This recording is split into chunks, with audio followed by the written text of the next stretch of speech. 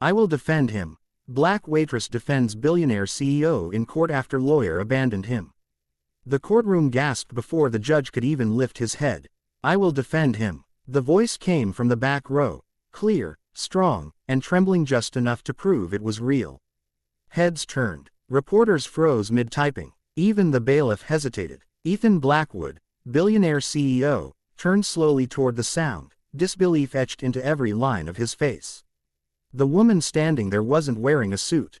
She wasn't carrying a briefcase. She wasn't part of the legal team that had just walked out on him minutes earlier. She was wearing a simple blue waitress uniform. And she was looking straight at the judge. My name is Naomi Carter, she said, swallowing hard. And I won't let him stand alone. 30 minutes earlier, Ethan Blackwood had been the loneliest man in the room.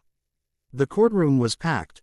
Media vans outside, cameras flashing through the windows, journalists whispering like vultures circling. Ethan sat at the defense table in a charcoal gray suit that suddenly felt too heavy on his shoulders. He had built companies worth billions. He had employed tens of thousands. He had shaken hands with presidents and prime ministers. And now, he was fighting for his freedom. The charges were severe: corporate fraud, insider manipulation, crimes that carried decades in prison. Crimes Ethan insisted, quietly, desperately, he had not committed. The worst part wasn't the accusations. It was what happened next. His lead attorney leaned in close, voice low. Ethan, I'm sorry. Ethan frowned. Sorry for what? The firm is withdrawing, the lawyer said. Effective immediately. The words didn't make sense. You can't just. This is the trial. The lawyer avoided his eyes. The pressure is too much. Our investors pulled out. We can't be associated with this anymore. You know I'm innocent, Ethan whispered. The lawyer stood. That's not how this works. And just like that, the defense table was empty. The judge looked up, annoyed. Mr. Blackwood, where is your legal counsel? Ethan stood slowly, his hands shaking for the first time in years. They've withdrawn, Your Honor. A murmur spread through the courtroom. The prosecutor smiled. Do you intend to represent yourself? The judge asked. Ethan opened his mouth, but nothing came out. That's when the voice cut through the silence. I will defend him. Naomi Carter hadn't planned on being there. She was only in the courthouse because her shift at the diner across the street had been slow, and the TV above the counter had been blasting the trial since morning. Billionaire CEO faces life-altering verdict, the headline read. She recognized him instantly. Ethan Blackwood, the man who once sat in her section, snapped his fingers for coffee, and told her, people like you should be grateful men like me exist. She remembered the sting, the heat behind her eyes. The way she smiled anyway, because rent was due and dignity didn't pay bills. She remembered thinking she'd never see him again. Yet here he was, smaller somehow. Not powerful, not untouchable, human. When Naomi saw the lawyers walk out, something twisted in her chest. When she saw him standing alone, she stood too, before fear could stop her.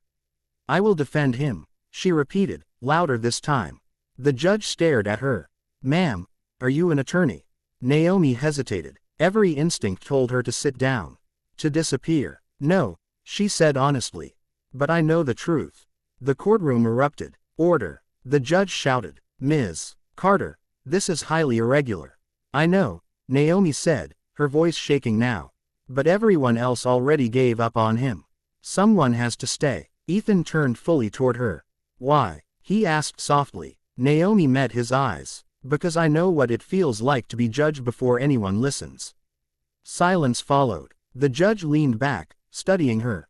Mr. Blackwood, do you consent to this? Ethan didn't hesitate. Yes. The prosecutor scoffed. This is a mockery of justice. The judge raised a hand.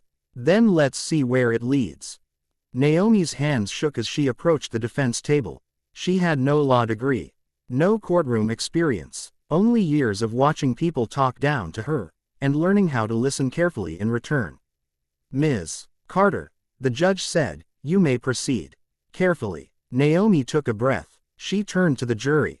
I'm not here because I'm qualified, she said. I'm here because I care.